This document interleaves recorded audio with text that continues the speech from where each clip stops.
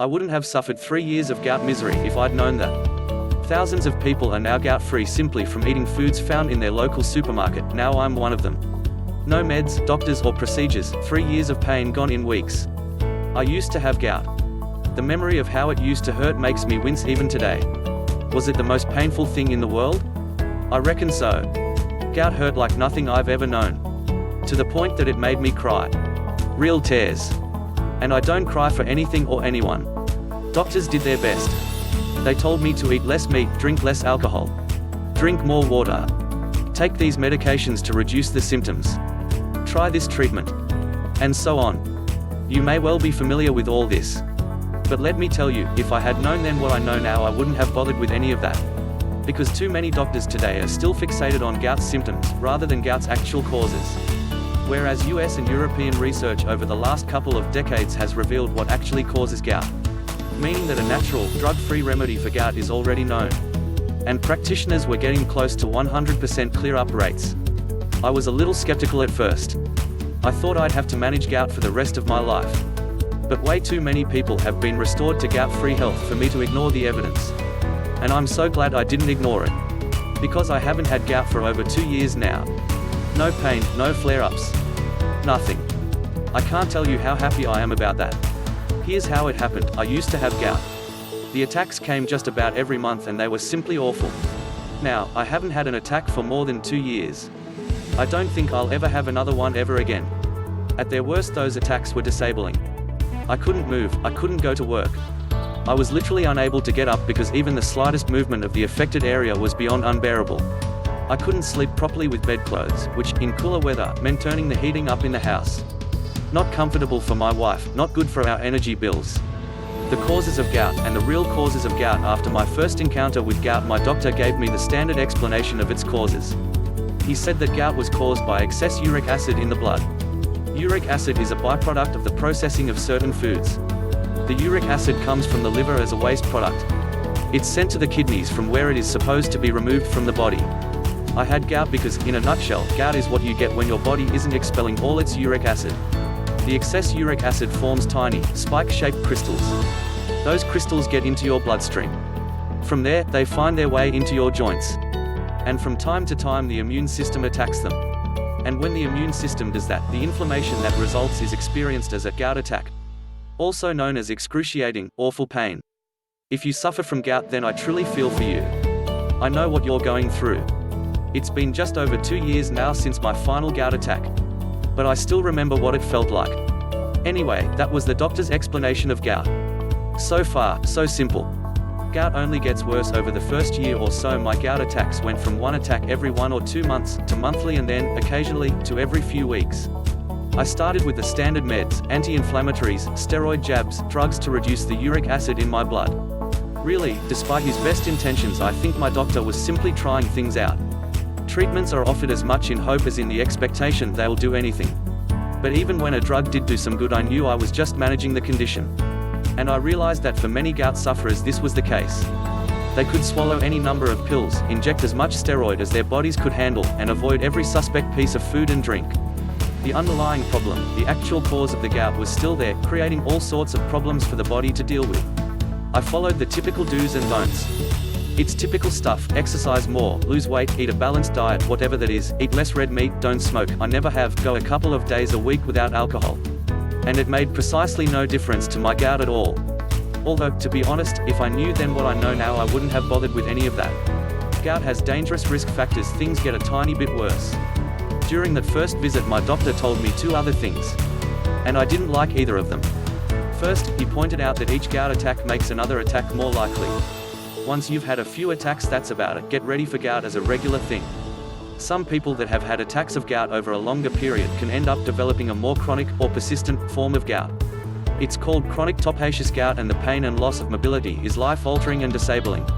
Then he told me this. Gout is a risk factor for other conditions, some of them even more serious than the gout itself.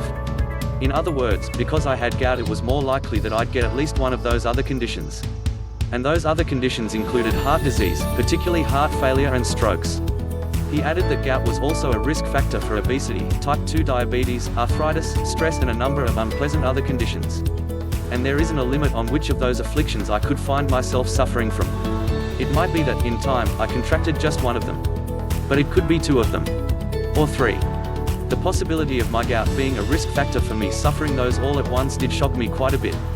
I felt like I was just waiting for something else to go badly wrong with my health. One day things really became too much. Just over 2 years ago I had a gout attack that was so painful I was crying. I'm not one of life's criers. But I had let it go on for a week and was in so much pain I honestly started questioning whether I wanted to live. I went back to my doctor. Turned out he was on vacation. So I saw one of his colleagues instead.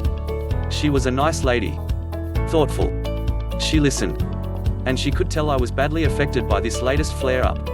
We had a long conversation and she told me about a practitioner who specializes in dealing with gout. Seems this practitioner had a startling record with permanently ending gout for her clients. Not reducing it. Removing it.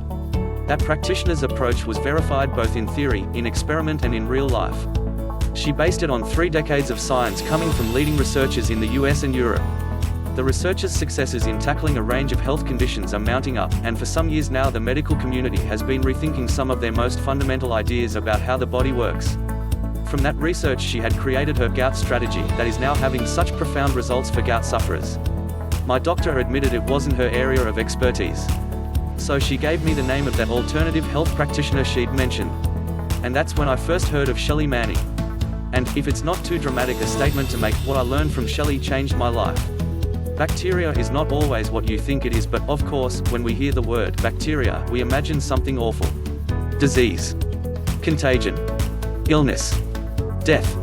Because mostly we associate bacteria with being very ill. There's something to fight off the moment we get them. We buy products from our supermarket that boast how quickly and effectively they kill bacteria.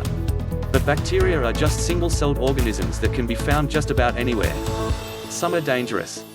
Some are highly beneficial. It depends which bacteria they are. And it depends on where they are. Those that exist within us, within our gut microbiome, are largely beneficial to us. In fact, in a healthy human being, some 95% of them are responsible for a number of vital body processes that either keep us healthy or keep us alive. Yes, they're that important. We are, in fact, extraordinarily dependent on the health of our microbiome. So much about us on the surface, our health, our moods, our body weight, reflects what's going on in the gut.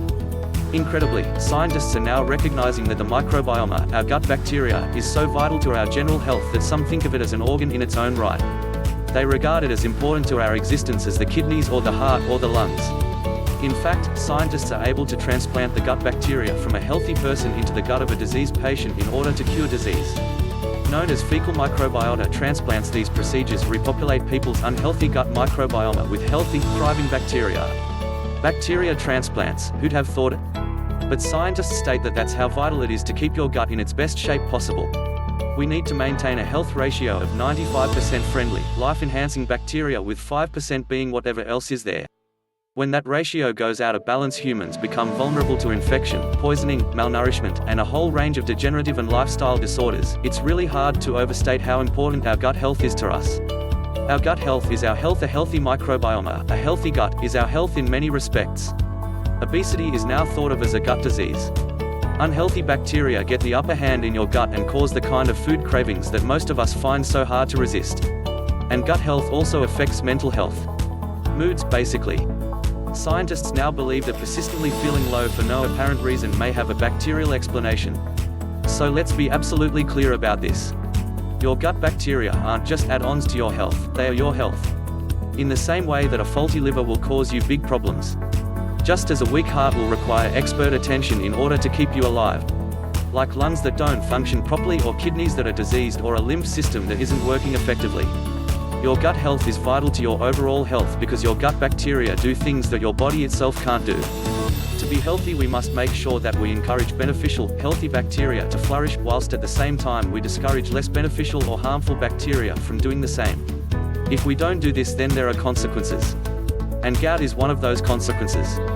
And that's how I got the condition myself. Poor gut health gave me gout. It's done the same to you. But good gut health undid all that damage, making gout nothing more than a distant memory. And it can do the same for you. You really can do something about your condition now. A simple plan. The next step is to follow Shelley's 7-day plan. It tightens up the quick start advice and turns it into a solid, follow-along program. The 7-day plan was the real clincher for me. I am a pretty average cook, I'm competent but not at all skilled or adventurous. Turns out I didn't need to be. The plan takes away all the thinking and gives me, for the first week, something I can simply copy. After the first 7 days I used Shelley's advice to adapt the plan according to my own tastes. Which was pretty easy. The plan is full of options so you can try different foods and see what you like best. It's all food you can buy in your supermarket. And it includes lots of nice stuff. The chocolate and strawberries desserts were real winners in my house. This isn't a weight loss plan So there isn't any calorie counting or portion control. I was never hungry. As a side note, I actually have now lost weight because of the plan, but that's more to do with the fact that a healthy gut means fewer or no food cravings. Remember, it's bad bacteria that craves the food, not you. When they're gone they take their cravings with them. I did have a gout flare-up about 10 days after starting the program. It was noticeably milder than others. It was painful but lasted about 5 days from beginning to end. Which is significantly shorter than what I'm used to. However, what I didn't know at that time was this: that attack was the last one I would ever have. My gout didn't announce that it had thrown in the towel. It just stopped. I had that last attack and never had another one. I am gout-free for life. Now it's your turn. There's now thousands of us who no longer suffer gout because we tackled it at its cause. Instead of just tinkering with the symptoms. I'm one of them. Remember, I got gout for the same reasons you have it now. An unhealthy gut microbiome meant that bacteria that should have been removing a third of my body's uric acid simply wasn't. That bacteria had diminished to the point that my kidneys were trying to deal with the acid on their own. And they couldn't cope. Nor can yours. It wasn't that I was suddenly producing too much uric acid. It's that my gut was no longer able to help my kidneys remove it from my body. By following Shelley Manning's program I aid myself back to health.